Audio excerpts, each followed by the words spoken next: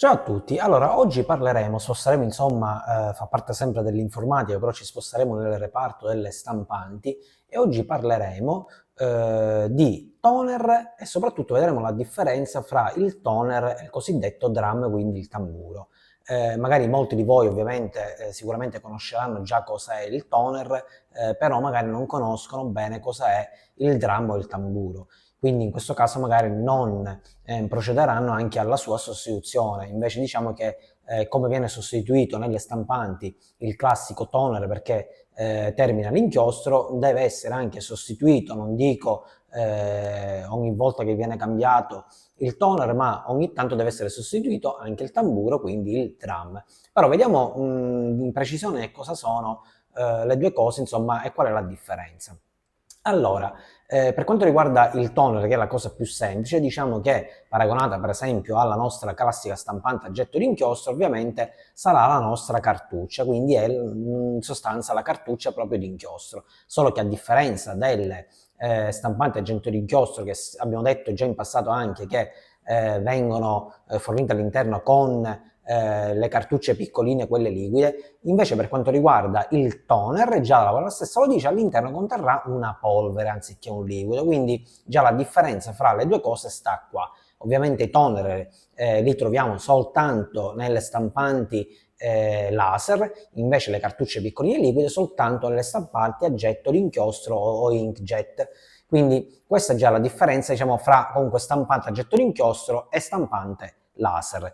Nella stessa stampante laser abbiamo visto invece che si parla anche di tamburo o di drum. La differenza sta appunto nella fra toner e drum, che il toner già abbiamo visto che corrisponde alla cartuccia nostro di inchiostro, quindi appunto quella polvere che si trova all'interno che permette praticamente di avere la pagina alla fine colorata o di nero se soltanto nero il toner, oppure di vari colori, insomma dei 4 colori principali, quindi ciano, magenta e yellow, per quanto riguarda se la stampante ha 4 toner, quindi quella colorata. Quindi avremo le polveri proprio una giallo, uno ciano, una magenta, la classica rossiccia, azzurrina, questi qua sono i colori che insomma tutti già conosciamo. Il tamburo, il drum invece, che cos'è? Non è altro che la testina di stampa. Praticamente lo troveremo sempre posizionato da su per giù un colore quasi sempre insomma verdino, lo troviamo sotto praticamente il toner, quindi è come se prendesse sotto mano il toner. Praticamente questa testina di stampa è una parte appunto della stampante che permetterà di trovare proprio scritto quello che noi digitiamo in tastiera. Grazie al tamburo lo troveremo scritto poi sul foglio, quindi attraverso l'aiuto del toner stesso, quindi dell'inchiostro, della polvere che c'è dentro al toner, il tamburo riporta tutto quello che noi digitiamo, che possono essere anche immagini, lo riporta immediatamente, roba di secondi, millisecondi, nel foglio. Quindi questa è la differenza sostanziale fra tamburo e toner. Abbiamo detto che il toner, scusate, è semplice andare a capire quando va sostituito, perché se intanto avvisa direttamente la stampante stessa quando il toner sta per terminare, in più ovviamente le pagine vengono già stampate male, quindi o vengono stampate magari con poco colore, molto chiare, qualche lettera sì, qualche lettera no, quindi già di là, oltre alla ovviamente all'avviso della stampante stessa per chi ha il display, quindi per chi è fortunato di comprare una laser con display, già ci avviserà, quindi noi benissimamente andiamo a staccare questo toner e ne andiamo a comprare un altro nuovo, lo andiamo a reinserire e là si capisce il tutto. Però molte volte nelle stampanti soprattutto che non hanno display viene difficile andare a capire quando andare a sostituire il classico tamburo o drum.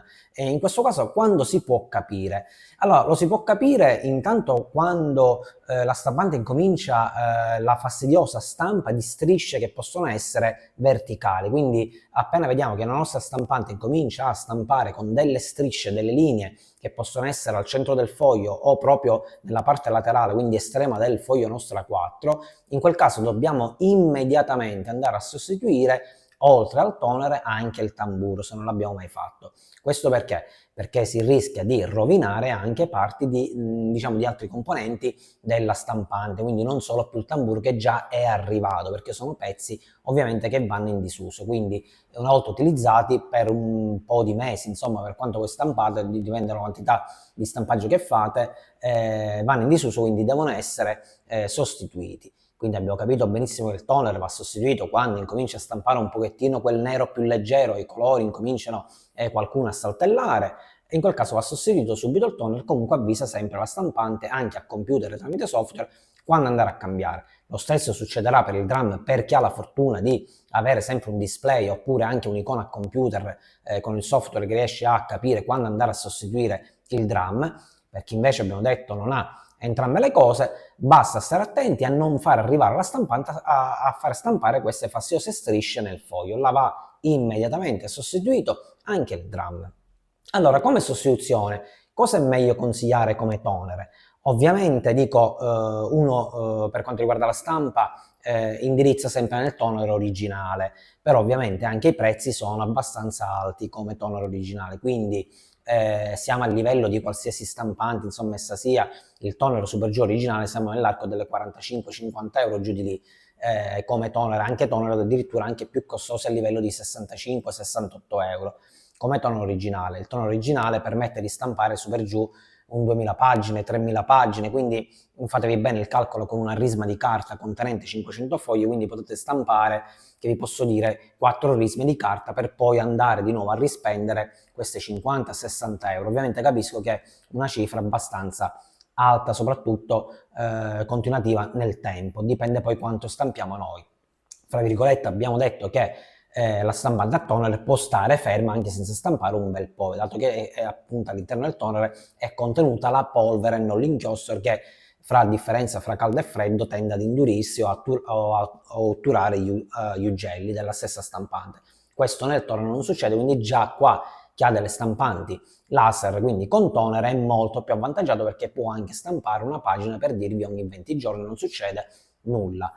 Quindi in base a quanto stampate, insomma, qua dovete andare a capire se andare a mettere dei toner originali dove la qualità di stampa effettivamente è veramente perfetta, se no possiamo optare per il cambio con dei toner compatibili, cosiddetti compatibili. Ovviamente i loro prezzi saranno molto più bassi di quelli originali, siamo all'incirca intorno ai 20 euro, 18 euro, 15 euro addirittura si riescono a trovare, sempre con la stessa capacità di stampa, quindi delle classiche 2000 pagine, 1500, 2000, 2005, dipende poi il toner all'interno se lo prendiamo uno normale o esistono anche gli XL, quindi contengono più polvere all'interno per permetterci di stampare molte più risme di carta. La differenza dove sta fra toner originale e compatibile? L'unica differenza non sta appunto nella durata, anche nella qualità, diciamo, del toner stesso, sono perfetti anche i compatibili. Però purtroppo, e questo comunque lo vede sempre un occhio abbastanza clinico e non uno che insomma stampa le classiche scritte sul foglio, diciamo lo vede un occhio clinico perché la stampa ovviamente nei toner, nelle cartucce diciamo compatibili può risultare un pochettino, un peletto sbavata rispetto, quindi appannata, come se ci fosse un velo davanti, come se l'inchiostro proprio non è precisa, la scritta della A per esempio, della B non è quella netta AB, quindi con i contorni fatti veramente bene, ottimi. Si vede un pochettino, diciamo, proprio magari messa a lente di ingrandimento, proprio si vedono quelle classiche puntine, come se il foglio è un po' bagnato, quindi si vede tipo questa chiazza, ma a livello proprio millimetrico, quindi è una cosa veramente minima che veramente un occhio clinico riesce a vedere. Quindi se comunque stampate veramente cose che vi posso dire, documenti Word, scritte, lettere, curriculum, allora va bene anche utilizzare benissimamente un toner compatibile. Magari toner originale, ovviamente anche io stesso li fornisco comunque a medici, dottori, legali, avvocati, quindi persone comunque non possono permettersi di presentare un foglio magari che può risultare un pochettino appannato, sbavato, insomma con tutti i difetti che abbiamo detto che ha il toner compatibile. Anche quando un medico fa un esame ovviamente la stampa deve essere perfetta, per esempio parlo degli ecografi, quindi in quel caso la stampa deve veramente venire perfetta, in quel caso si vanno a utilizzare solamente, consiglio solamente utilizzare i toner originali. Spero sempre di avervi fatto conoscere insomma questa differenza e di avervi insomma aiutato. Al prossimo video, ciao a tutti!